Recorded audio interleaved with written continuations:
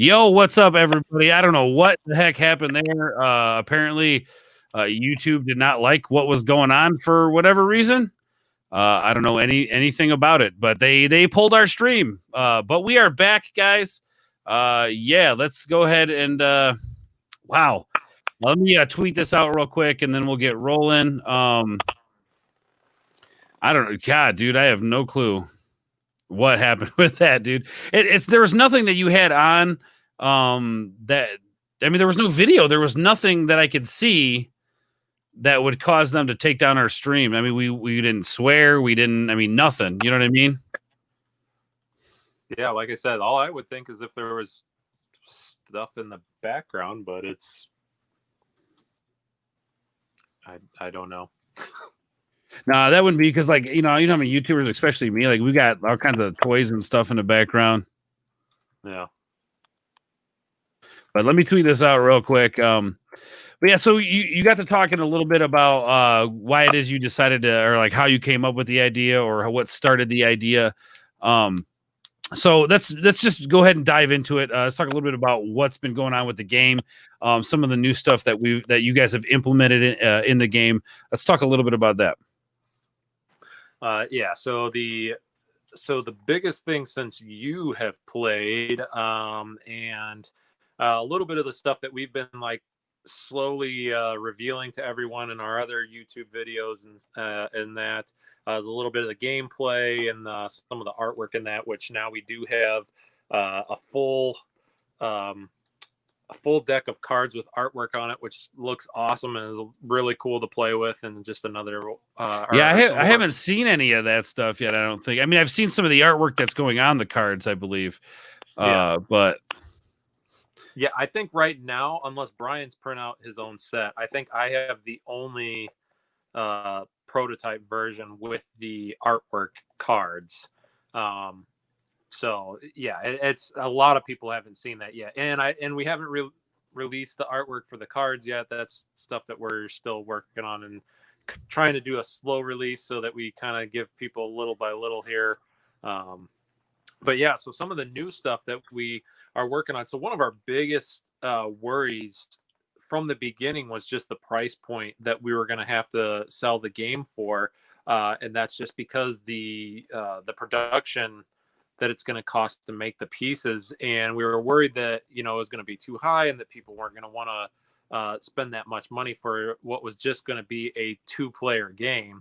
And not that there's not any out there, but obviously you want to put your best foot forward. So while we were talking with the manufacturing company that we're probably most likely going to be going with, we were just kind of talking through some things, and I kind of just suddenly had the idea why or how I guess I could make it a 4-player game.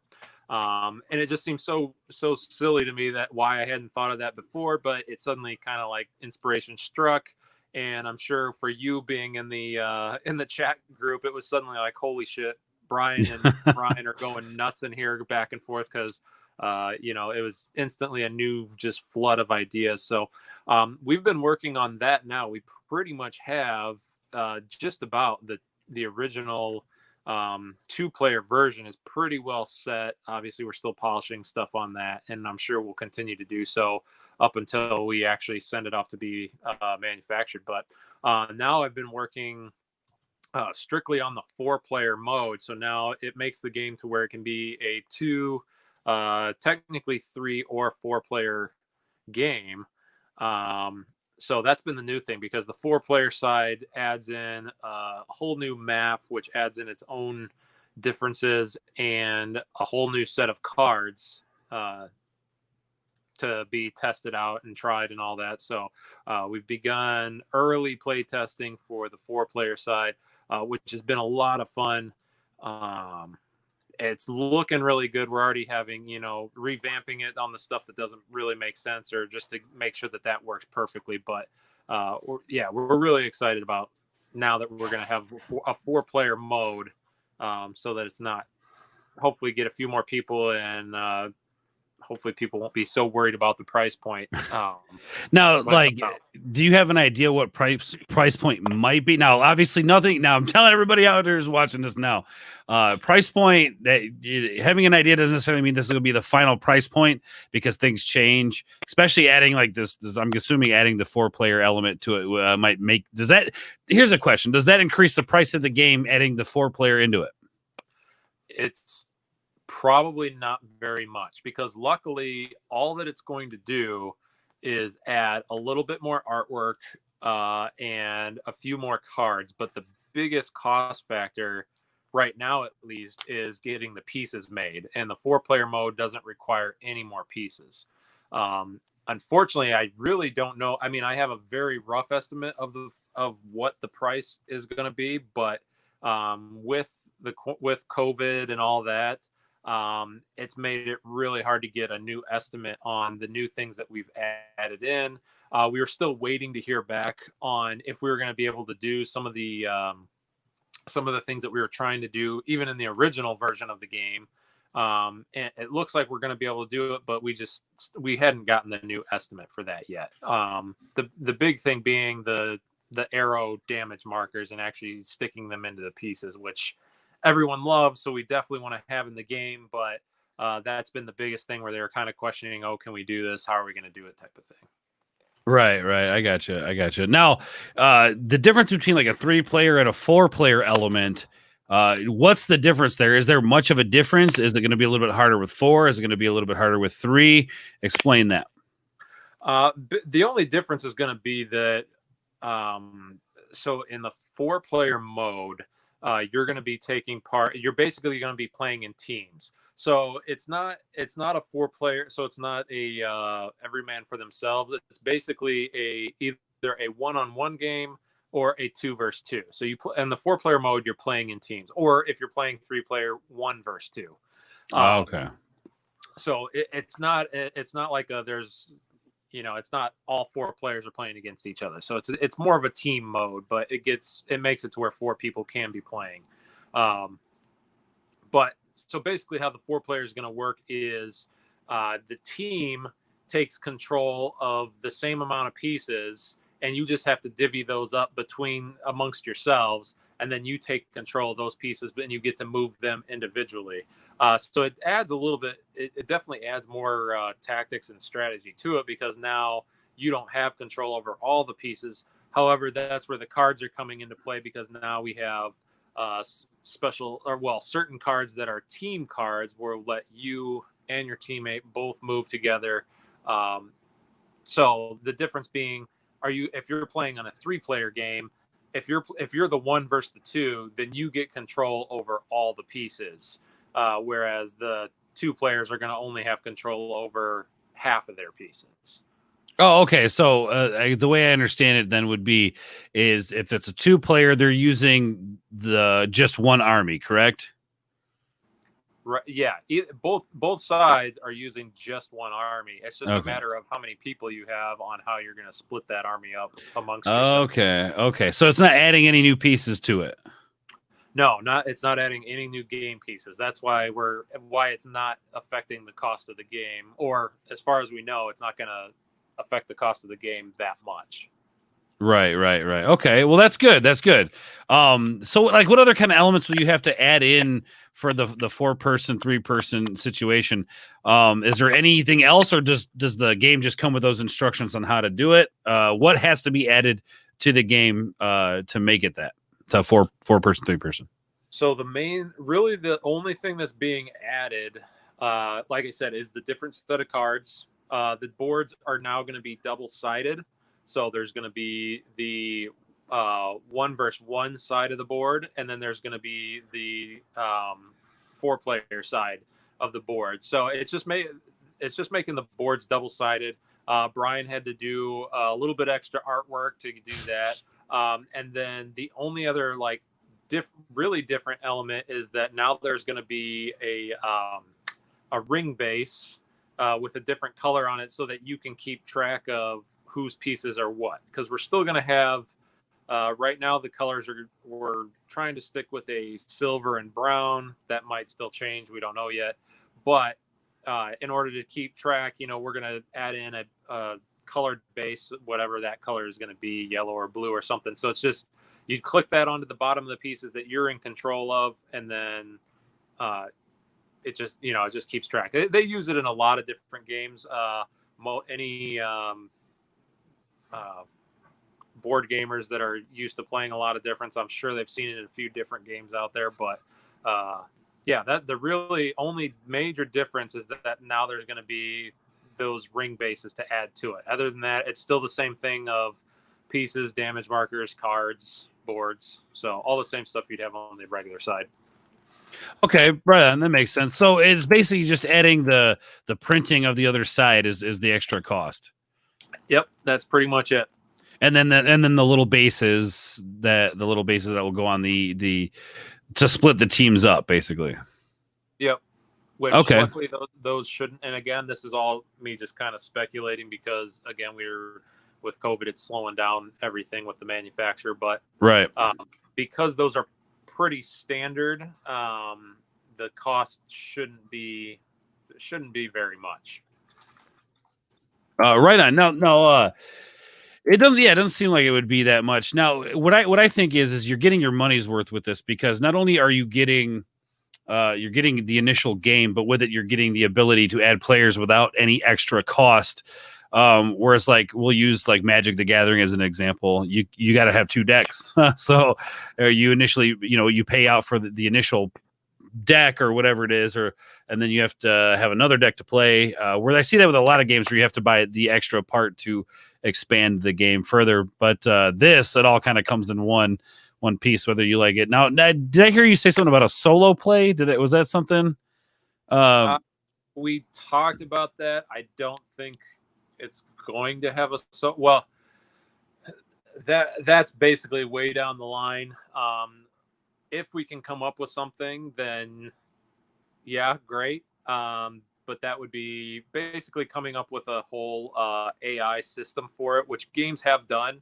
I'm not saying it's completely out of the question. It's just not something we're focusing on at the moment. Gotcha. Obviously, you could always solo play, like you could solo play chess against yourself.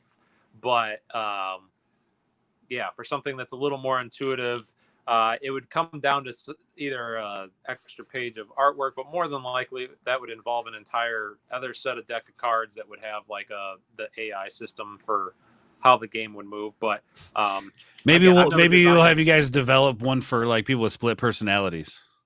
Yeah. But no, that's awesome, man.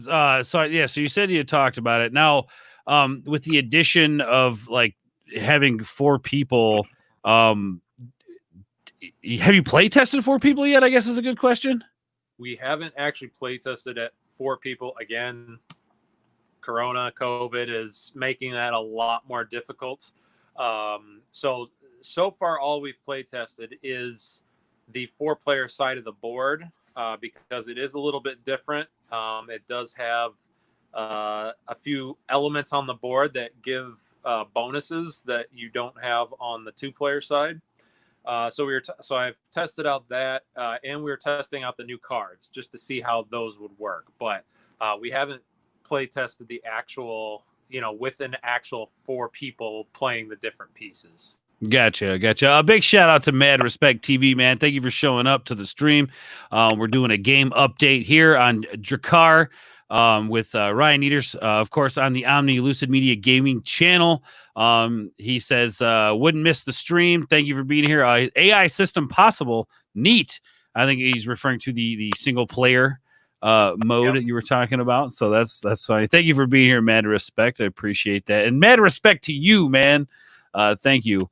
All right. So what else? Okay. So we have 4-player, here's another question. Anybody in the chat, would you guys like to see a live play test of this game?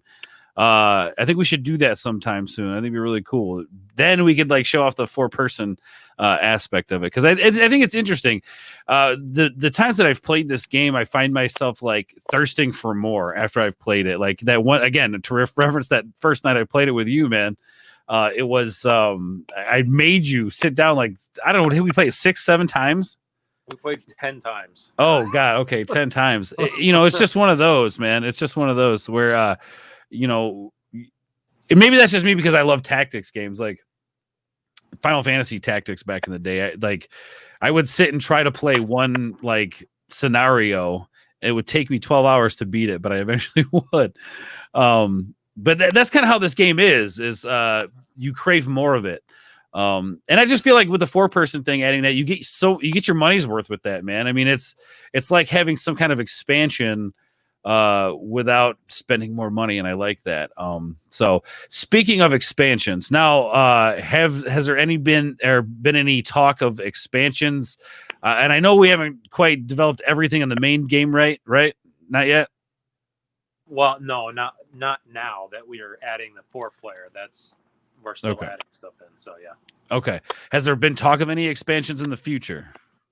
Kind of. We want to do expansions. It's all going to be dependent on if people want expansions. To us, everyone that's play tested, everyone's loved the game. So hopefully, the masses love the game as well. And if they do, then I'm sure. Then yeah, we definitely would want to throw in more expansions to it. But right now, we're just mainly focusing on getting the core game out and hopefully getting a bunch of fans of Omni Lucid and Drakkar and all that. But it's just, obviously with us being a new publisher and new game designers and doing it all ourselves, it's all new to us. So we're just trying to do one step at a time.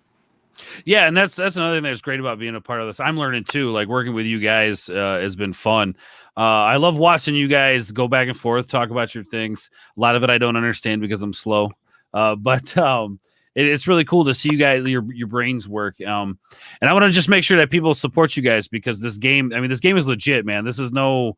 Hey, we came up with some nonsense. Let's, here it is. No, this is like very well thought out, very articulated game. The thought behind it. I love the whole theme behind this game of like history.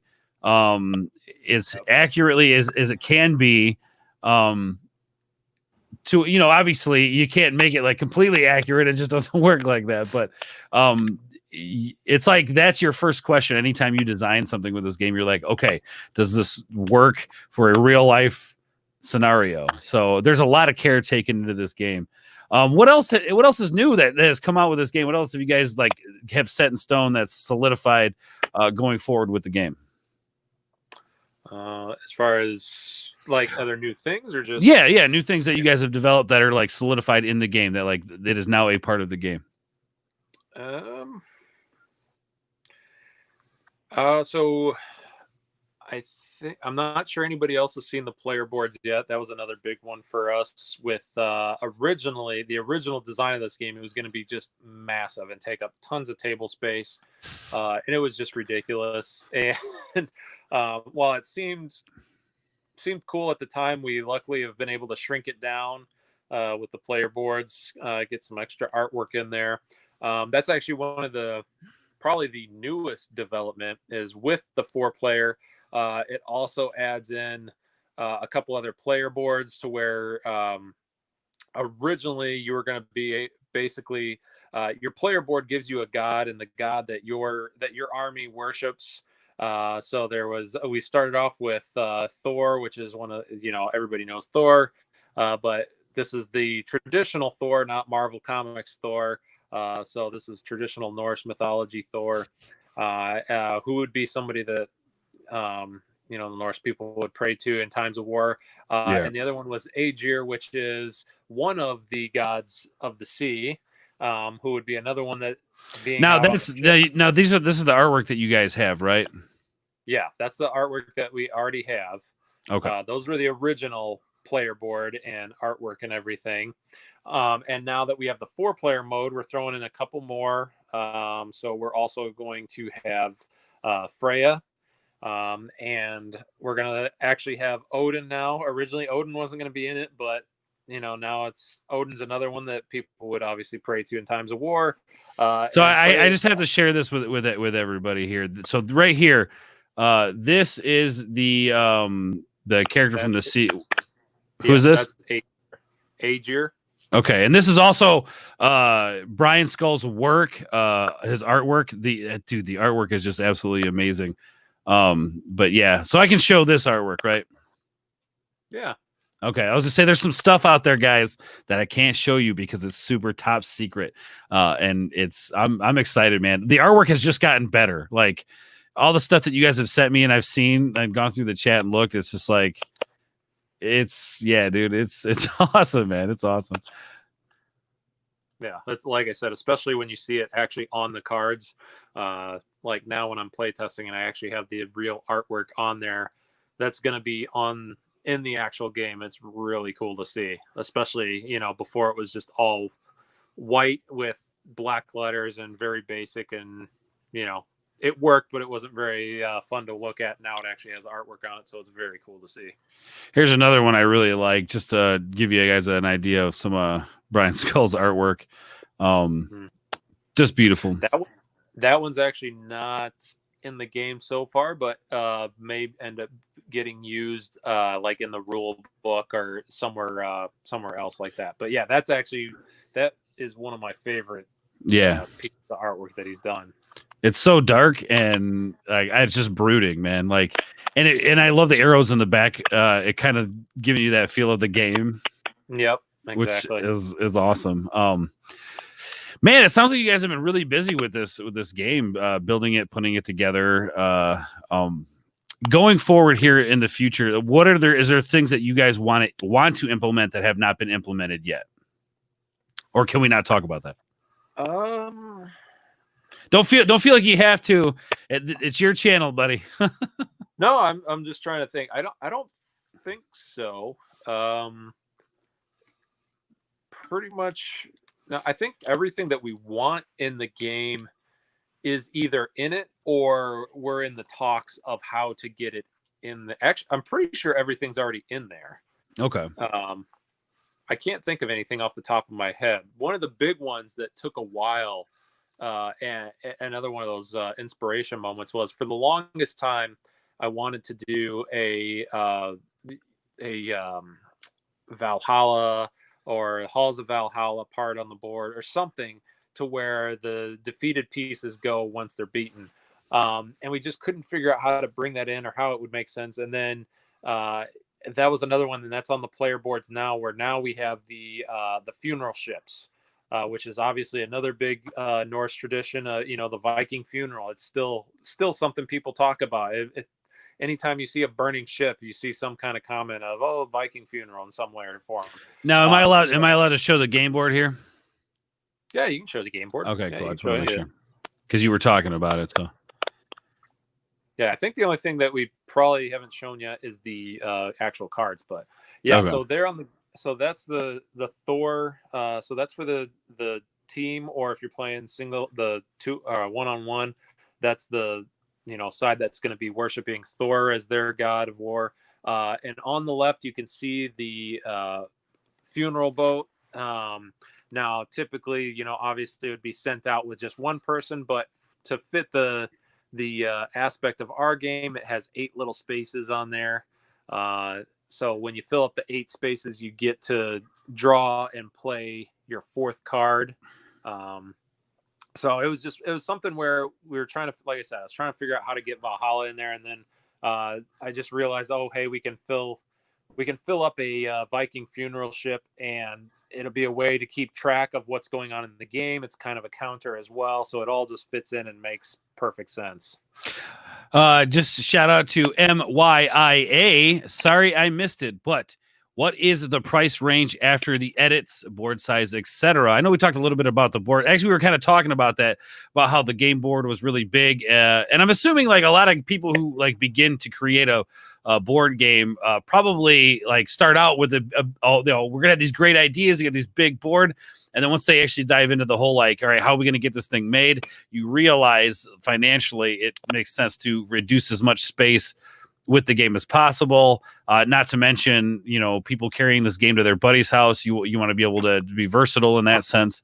So yeah, go ahead and thank you for stopping by the way, MYIA.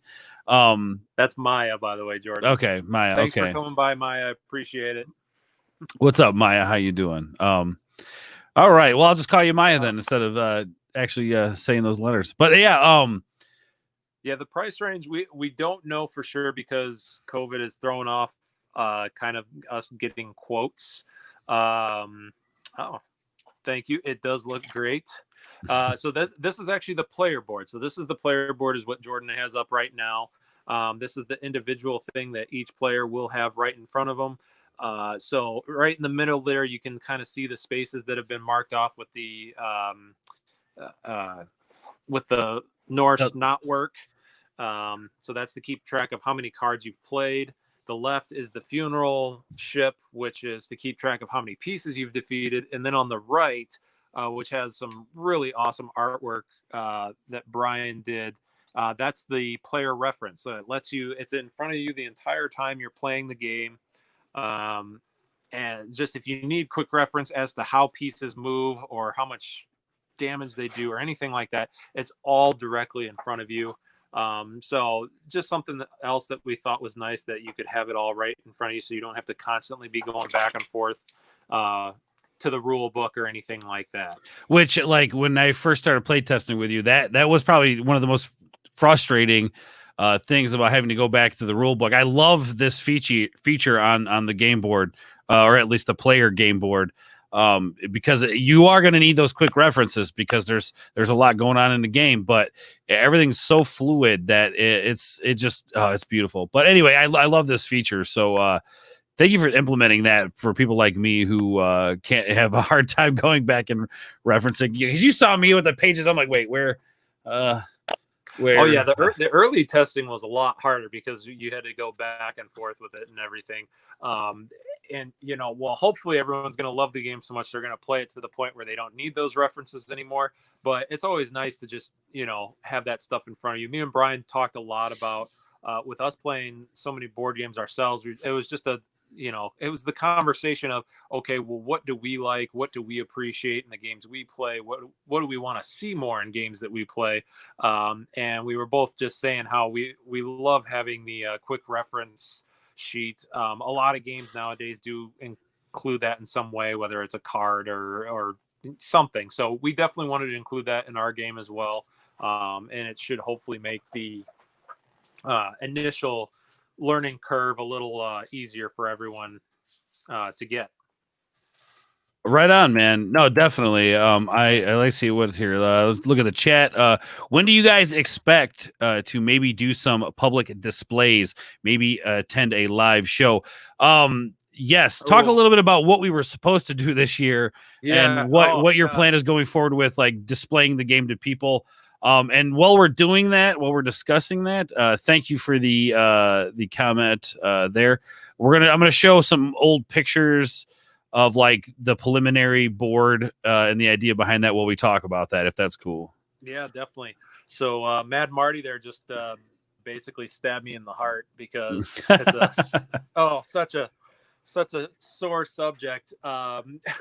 It is, because we had these huge plans this year, man. We were gonna go, we were gonna handle business, we were gonna make it happen, and then COVID. But anyway, go on. Oh yeah, so I was super excited. So the big reveal, our first major reveal, I guess I should say, was going to be at Gen Con this year. We had it all set. We had our rooms way ahead of schedule. I had my badge way ahead of schedule, and we were all set to be in the first exposure playtest hall, which was another one that I was excited that I was able to get in there before it filled up or anything. Last year I was going to do it, and yeah, thanks Marty.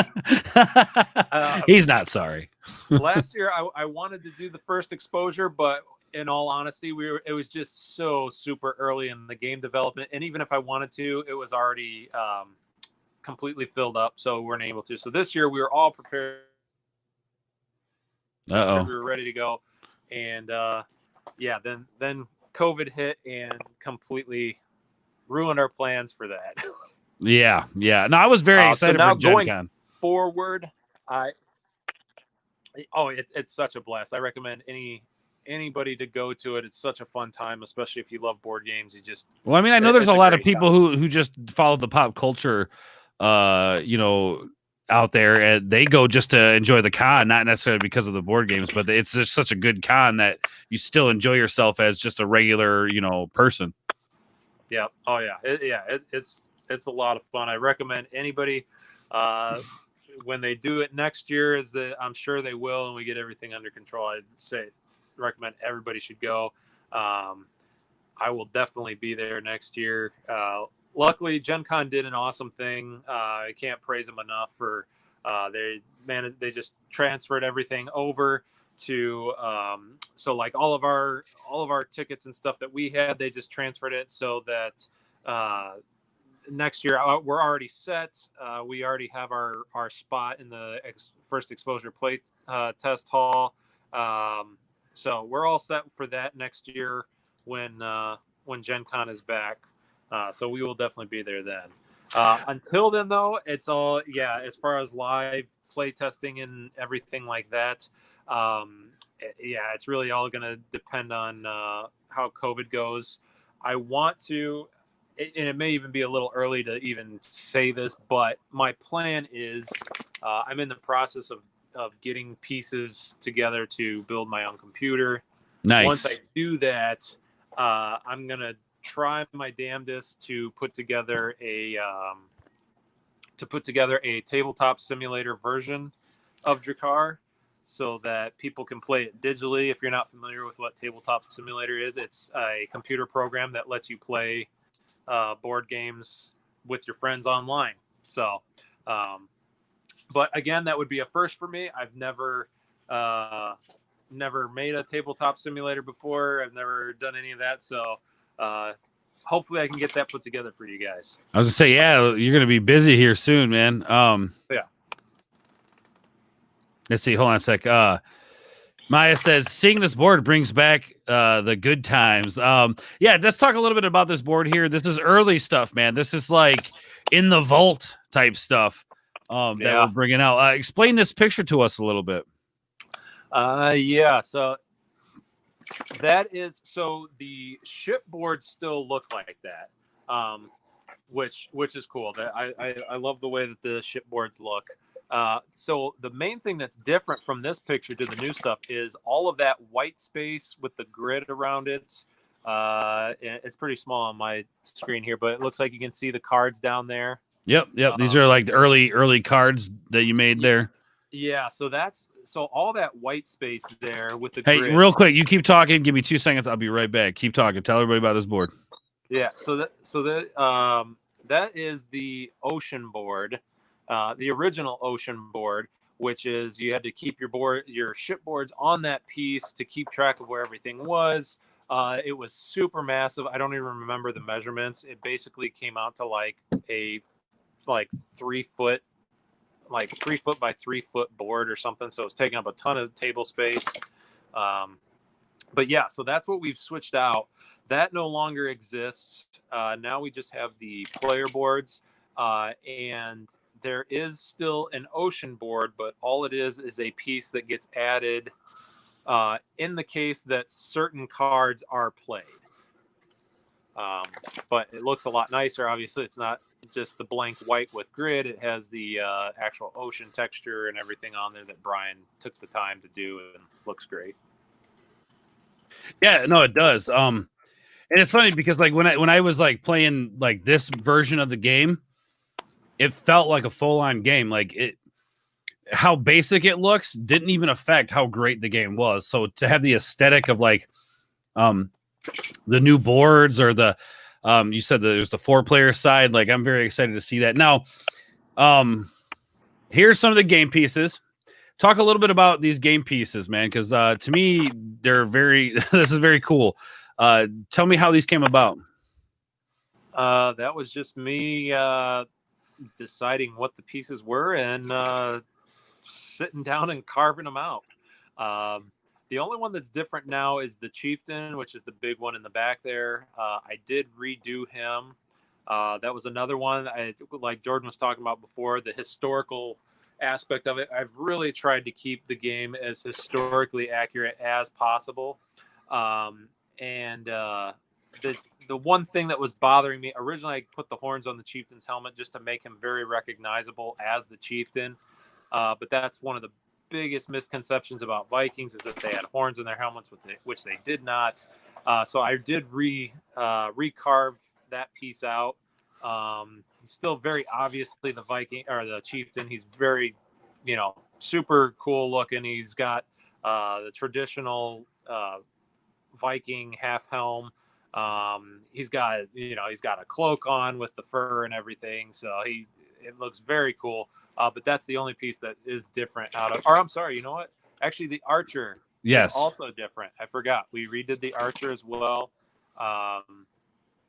That was one where he had kind of the little cone hat, which wasn't, it was still historically accurate, where they would have had a helmet of some sort, more than likely. But we did a little revamping and made the archers have cloaks on. Brian did some awesome artwork, so I decided to redesign the piece after Brian's artwork to make them match up a little bit. But the Shield Maiden and the Berserker, they are still the same. The Berserker is my favorite piece, man. He just looks so badass. Just saying. He's a lot of fun. I love the Berserker. All right, so real quick, anything else new? I heard. Remember you guys talking a little bit about terrain boards? Are we talking about that at all? The terrain board is the 4-player side of the board. Okay, that would be the 4. Okay. Now I do have an image, which actually I can't show you because we use it on a thumbnail. But the Chieftain game piece, you were just talking about the difference in the old one and the new one. So here's the new one, guys. This is what he's talking about with the beard, the helmet, and the cloak, the fur cloak there. And you hand carved all these. Yep. Hand carved. Yeah. Master woodworker here. With a Dremel, not with a knife. It didn't whittle them, but yes. It's still, I mean, that's pretty damn impressive. It still takes a long time to do that sort of thing and to get the detail in there. And then when you design these game pieces, you had like the classic games that Vikings would play in mind, correct? Oh yeah, like I said, it was I took a lot of inspiration just from Nefertafel as far as the grid. They call it grid management as the type of game. But yeah, it was definitely just trying to make them. I wanted to make the pieces look very old school, kind of classic, something that maybe you would have seen that somebody more skilled than me would have carved this out with a knife or something to make their own little gaming set. Yeah, you're still with us, Ryan. You're breaking up. All right, we're back. We're back. Yeah, we're good. We're good. I love the new design of the piece. And then just to give you guys an idea, this is what the old piece looked like. Right here. Here it is. This is what the old piece looked like. So there is a huge difference in pieces. The quality definitely ramped up with that new piece. Not that this isn't a bad piece, but I feel like you really spent some time on the new one. So, anything else new coming up with Drakkar? Is there anything you want to add to Drakkar? Like anything, just anything you want to talk about your game? Let's talk about it. I mean, definitely, if anybody watching has any questions, I'd love to go over it. I feel like we've kind of gone over everything. Like I said, I'm really excited for the 4-player side. Basically, I guess one thing that we didn't say was that the original design of the game, it's a Viking ship-to-ship battle, which is still the heart of the game. It's still I love that side of the board, but the 4-player is great as well. What that introduces is then a land battle. So that's where where you're getting the terrain from. So the 4-player side is a land battle side of the game. Technically, you could play 4-player on the ship to ship. It just may be a little more crowded. Yeah. But it's still definitely doable. It's just going to be a little more chaotic, which I'm okay with because, I mean, war is chaos. So That's right, man. That's right. And I will beat you eventually. Yes. But yeah, we Um, just wanted to give more variety. That's the whole big thing. That's another big thing that trying to um, get us to that point again, just with the price point that we wanted to make it so that you're definitely getting your money's worth. It's a game that you can constantly play over and over. The board always resets based on who you're playing because you can set up in different locations. And now the fact that we're adding the 4-player side and we are adding the land battle side to it, now you have either a ship to ship battle or you can play the land battle. So that's just adding more.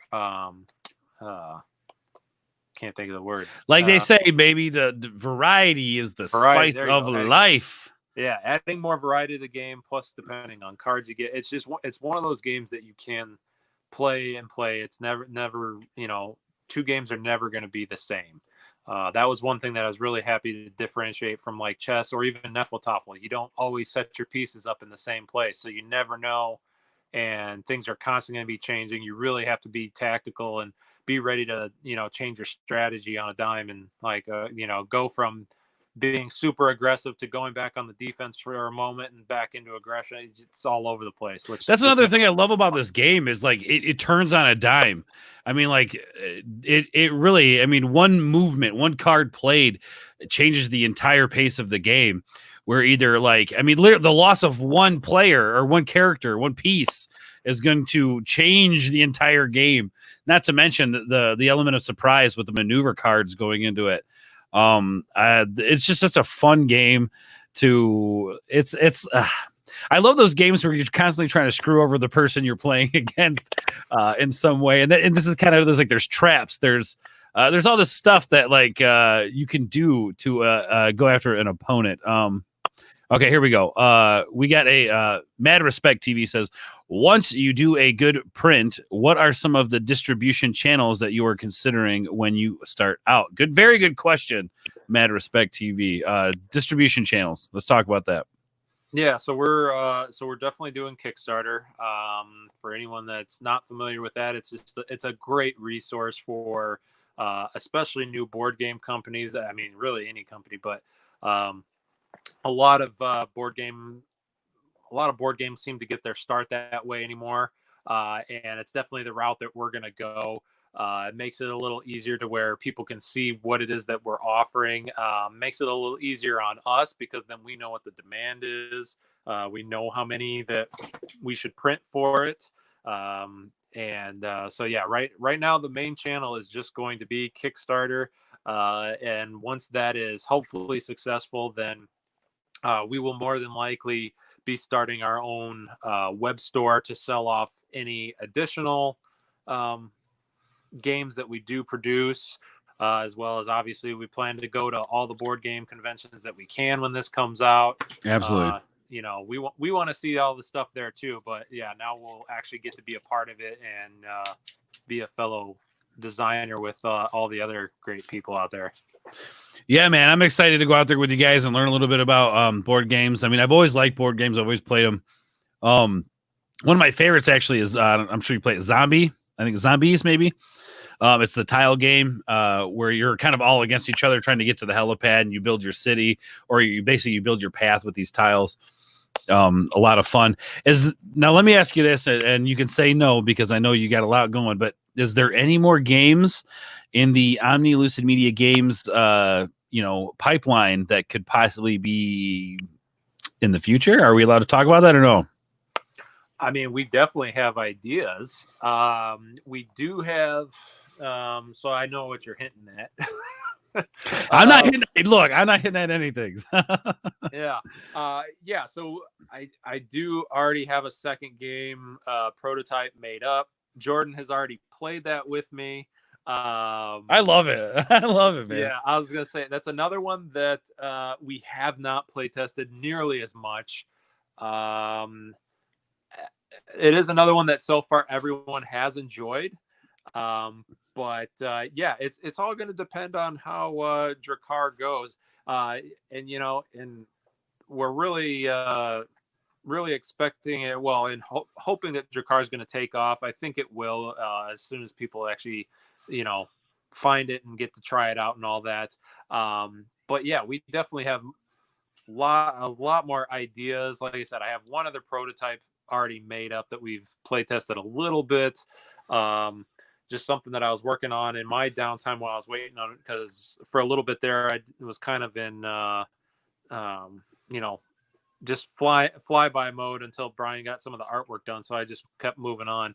But yeah, we've already talked about, I would say easily, honestly, I can't even say how many ideas. Me and Brian at one point were just throwing all these ideas out and writing them all down. And, you know, we have no idea how they would work. We just know kind of some of the basics of what we'd want to do. Yeah. So yeah, we definitely have more ideas ready to go. And hopefully turn Omni Lucid Media into a big board game. We'll take it over. We'll just take it all over. Mad Respect TV says, rock on, put it out there and people will come. Yeah, man, there's something special about this game, and I think people are they're going to get hyped for this. Thank you, Keshik. Yes, thank you. She's, I love Ord's excited smile. So cute. Yeah. I'm very excited. I don't think you understand. Two of my closest homies are developing board games that are amazing. So yeah, I'm very excited. Maya says, super excited. You guys are killing it. Yeah, it's these guys. I just make sure that they get YouTube videos up, and I do my best to make them look good. These guys are the brains behind it. They're the ones doing it. But okay, cool. So possible future projects. Still working on Drakkar, obviously. Real quick, before we go into the last bit of conversation, what is your favorite part about this game so far that you yourself have designed with this game? Like when you're like, this was the most solid idea I've had for the game. I really love this mechanic, or whatever it is that was designed for the game. What's your favorite part of this game?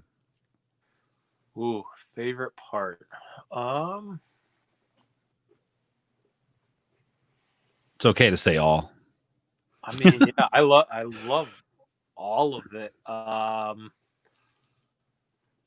think I really enjoy, I like the fast-paced change of everything. I really like setting up the pieces in different locations all the time, because you just constantly get to try out new strategies and new things, and you never know what your opponent's gonna do to how you set up. You don't know what your opponent's gonna do. There's been multiple times where I've set up my side thinking, yeah, all right, let's try this out, and then I see my opponents and it's just like, oh damn it, like this isn't going to work at all. It totally throws a wrench in your plans. It's fun to me because to go back to chess again, you always see all the things out where people, they say, to win chess you need to be like 3 steps or 5 steps or 7 steps ahead of your opponent and all this, and you already know how this is going to play out so many steps ahead. And with Drakkar, you cannot do that. Maybe you could. Maybe there's somebody out there that's going to just, completely break this down. But the fact that there's the surprises of the card element to it, it would be really hard to just plan that far in advance. I mean, you can plan that way, but again, you might have to switch gears really quick. Yeah. I love that aspect of it. A side shout out would be to the damage markers. That's I think everybody loves the damage markers and stabbing the arrows into pieces. Oh, I do too, man. That's one of my favorite things about it is there you can see everything on the board. You can look anywhere on the board and find out the information you need. Everything is right there in this nice little package. And I think that's my favorite part of this game too, is the spontaneity. Like it could go from one thing to another so fast. The game could change. I mean, there's times where I had you on the ropes, a couple of times, but you were able to figure it out and straight. You're way better at that stuff than I am. But yeah, you're right. I do love a lot about that. Or that aspect of the game is the spontaneity. All right, now getting into the last bit of conversation here. Let's talk a little bit about some of the games that you're playing, some of the games that you might be supporting out there, either through Kickstarter or maybe there's a new game that you like. Because I feel like the people watching want to know what you're into so they can see where your inspiration comes from. So tell us a little bit about some of the games you're playing. So I've been playing all sorts of games. So as soon as we decide we're going to make a board game, I think I especially, Brian a little bit, but I especially went into overdrive with just trying to play as many different things in all these board games.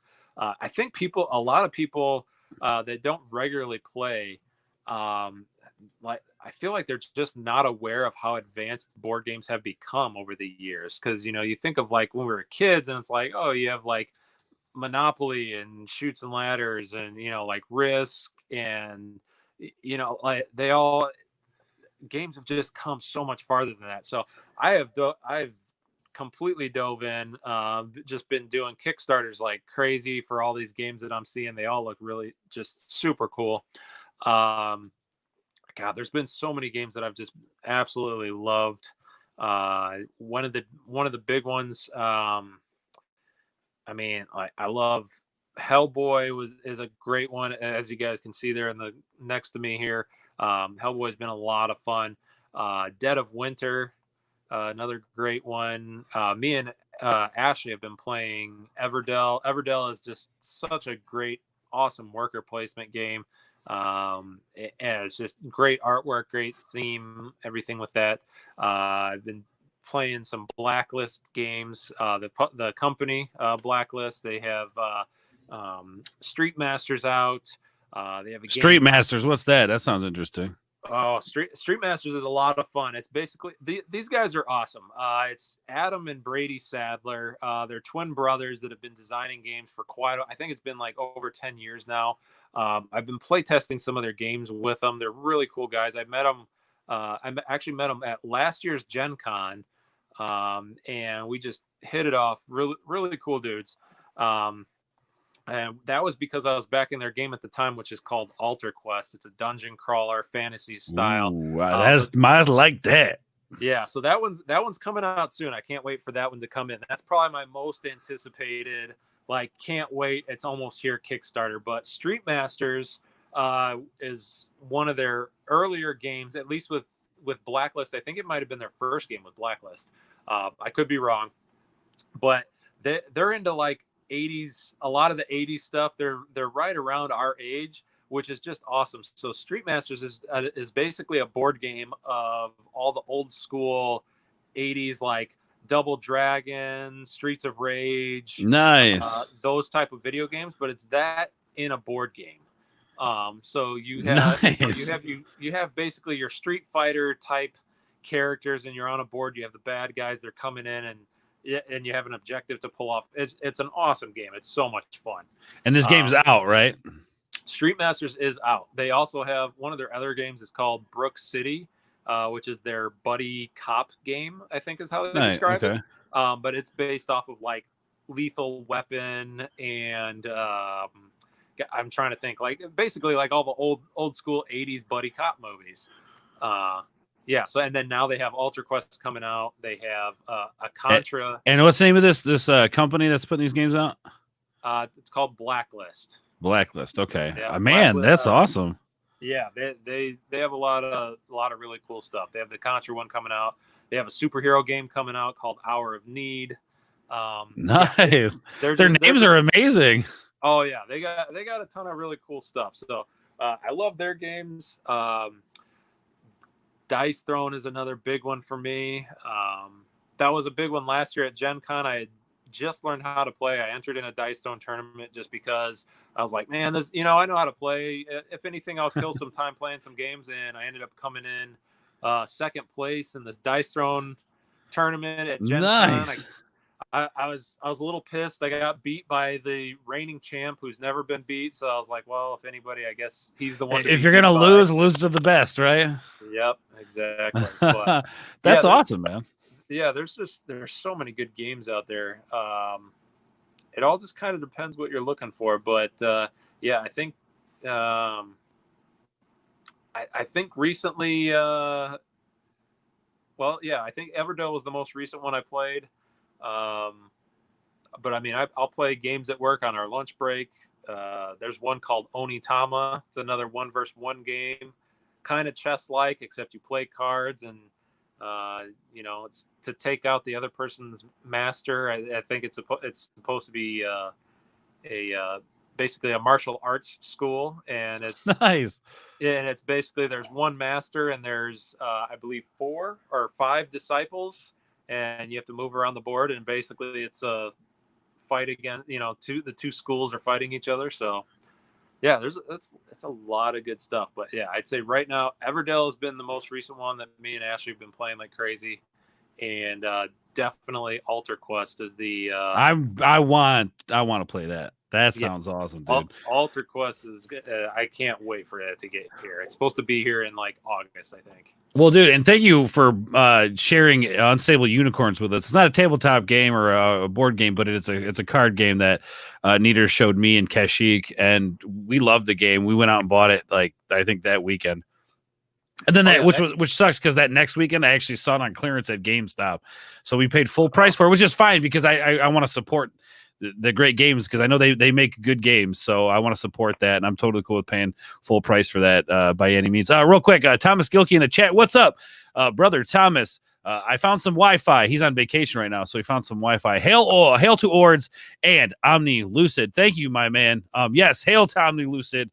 Let's get this channel to 100 subscribers. Let's get people out there. Let's get this game out there. Let people know this thing exists. Thank you for all the support. He also says, love the green screen Ords. Thanks, man. I'm enjoying it. It's a lot of fun. Yeah, I don't know. Maybe I'll stick with that for a while. I will see. Mia says, Dice Throne. Chantel and I we forgot the game or forgot the name. We forgot the name, I'm guessing is what she meant to say. Yep. Yeah, Maya got introduced to Dice Throne at this year's Nieders Palooza, and she's very competitive. And I can't remember if I don't think she won, but I think she came in close. But yeah, they were playing that. There's a new Dice Throne game coming out that I can't wait for. You brought up Unstable Unicorns. They actually have that company's been doing awesome. I can't remember the name of the company, and I don't have my Unstable Unicorns on this shelf. It's in a different place. But they actually have another one called Llamas Unleashed, which is Unstable Unicorns with llamas. And they have a new game coming out. That's another Kickstarter that I backed. Oh, there we go. Maya was second. See, I knew she was close. I didn't think she won, but I knew she almost won. But yeah, they have another the Unstable Unicorns people have it's a more in-depth strategy game that brings in like the Unstable Unicorns into it. I wish I could remember the name of it. I can't remember the name of it off the top of my head, but that's another Kickstarter that's supposed to be coming out soon. I'm sure that'll probably be in Target and all that because luckily that company gets their stuff into Target and Barnes and Noble and all those. So yeah, man. So yeah. How do people get a hold of some of these games? Is it like through Kickstarter, like some of these, like you said, Blacklist, or how do people find and discover these games? Because I feel like this is something that I want to like crack into. How is it that people find these games? A lot of it is Kickstarter is it's usually going to be your best bet. It's always nice. The great thing about Kickstarter is when you go on there, you can actually you're actually supporting the company. You're definitely helping them out. Usually that gets you rewarded in the fact that you can get the games a little cheaper. You might get like a Kickstarter edition. You get a few extra, maybe an extra card or something, and Kickstarter exclusive things. Some people like that. Some people don't, because if they miss it, they feel like they missed out on something. But it's usually a way that the company kind of rewards their backers for supporting them during their Kickstarter. After that, a lot of the companies, they usually have web stores where you can pick up the copies there if it doesn't sell out super fast. Conventions, there's a few different online websites. I typically don't suggest eBay because there's a ton of board game scalpers out there where people will really just boost the price.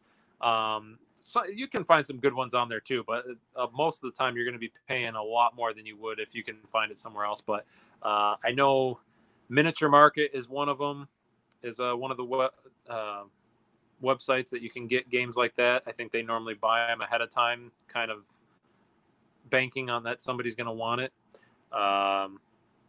Usually the easiest resource to find stuff is if you go onto boardgamegeek.com. It's like everything board game that you could ever want. It's a little confusing when you first get on there because there's so much information and it's a little overwhelming. But once you get on there and kind of cruise around for a little bit, you'll figure it out. I know when I first went on there, I was just so overwhelmed because there was so much information and just I didn't understand how to use it. But now I go on there all the time to find. They have a little store on there where you can find like some good deals. They'll point out to either the publisher's website or places like Miniature Market, like I said. Yeah, it's just basic. If you search around online, you can usually find stuff. And then once it comes out, sometimes it'll be on Amazon. Sometimes it might make it into Target or Barnes and Noble. Those are usually the more successful games, though. So if it's first timers like us, it's usually just going to be Kickstarter and maybe maybe some web stores or something like that. Right on. Well, I went ahead and threw the boardgamegeek.com link in the chat. If you guys want to go check that out, get your Board Game Geek on over there. So with that being said, the next conversation we have, maybe will tell us what's going to be in our Kickstarter package, maybe? What we're going to have? Yeah, you don't have to say it now, but we'll save that for another stream. But we could talk about that next stream? Hopefully. That's unfortunately that's another one where it's going to really depend on where we can get with the manufacturer with COVID and all that. It's definitely something that we've talked about. When it comes out, we'll definitely more than likely our Kickstarter is going to be something that there's probably not going to be a whole lot of like extras and Kickstarter exclusives because again, with us being first timers, stretch goals is a big thing for a lot of Kickstarters where the more money you make after you fund, it gets upgrades to the game. And most of our upgrades are going to be focused on, as long as we still go with what we originally planned, a lot of our upgrades are just going to be to improving the game, getting, better card stock, maybe a better game box, just things like that, just to improving the overall game itself, rather than worrying about expansions and add-ons and all that extra stuff. That'll be for maybe future games. And if Drakkar sells out and does awesome and we do a second print, then we can throw in expansions and stuff into that Kickstarter. But for our first one, we want to keep it a little simple. We don't want to, overpromise things that we end up not being able to deliver on because. Right on. Now it makes sense. Yeah. Well, all right. Well, you guys make sure you stay tuned to the channel here on Omni Lucid Media Games for more information on the Kickstarter coming in the future. Make sure you stay tuned for more information on the game Drakkar. It's been a good stream, man. Good update on the game. The game's coming along quite well, I'm sure. I just can't wait to get this game into people's hands, man. I want to hear the feedback from everybody. I know I'm going to get with you, Ryan, at some point about maybe doing like a online play test, a live stream play test or something along those lines. I think people would really like that. We had a really good stream, guys. Thank you so much for stopping by, everybody. Shellback, TJC. We have Maya who stopped by. We have, big shout out to Mad Respect TV, Keshi Queen. Who else do we have in here? So thank you guys so much for a great stream. It's been a lot of fun. Ryan, do you have any social media? Where can people find you personally on social media? Me personally is just Ryan Nieders at Facebook. I think it's the same at Instagram. Those are the only two I do for No, that's media. Good. That's good. And you guys can find Omni Lucid Media down below in the banner you see there. Find us on Instagram, Facebook at Omni Lucid Media on those things. Mad Respect TV says, keep fighting the good fight, boys. We're proud of you. And we're thankful to you for stopping by and showing some love and some support. Let's keep that up. My name is Ords. You guys can find me on youtube.com/OrdsBoard where I'm doing pop culture news, game streams. Got a Diablo 2 stream going on later tonight, so stay tuned. Come over to my channel, hang out. But you can also find me here on Omni Lucid Media Games channel, guys. It is such an honor to be a part of this experience, this thing that you guys are doing. So, and thanks again, Ryan, for including me. Unfortunately, Brian Skull cannot be here because he's working. He's out working somewhere. But shout out to you, brother. Sorry we didn't have you here, but you are here in spirit with us. So big shout out to Brian Skull. Make sure you guys go check out his art. Brian Skull Facebook, all of that stuff. You guys can find him on this channel as well. Anyway, guys, that is the stream. Thank you guys so much for watching. Stay tuned to the channel for future updates on the game Drakkar. And I cannot wait to get this game into people's hands. Any last final words before we end this stream? No, I think that's it. Yeah, just if you guys are interested in board games, just look around. There's stuff out there. There's lots of Facebook groups, lots of good people out there. I guess I'll give a shout out to Board Game Spotlight is the main one that I'm a part of. And like I said, definitely check out Blacklist Games. Those guys are awesome. The games are a ton of fun. And Jordan already put out BGG. So yeah, same as him. I can't wait to get this game in front of people and get it in your hands. And because I think everyone's going to love it as much as we do. So I look forward to it. And I hope to do more live streams, and we'll keep sending out some more YouTube videos in the future explaining the game in smaller details. So be sure to leave us any comments and likes, and let us know what you guys want to hear, or if you want another live stream, what you want to be included in that live stream, so that maybe we can just go over what questions you guys have for us. Absolutely, man. Well, thank you so much, Ryan Nieders. That's it for Omni Lucid Media Games. Hopefully we'll do another stream here soon. Just pay attention to the socials. Anyway, guys, we love all of you, and we will talk at you guys later. Peace.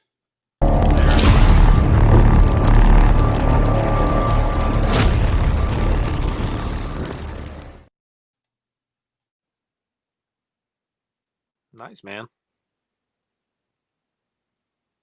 Did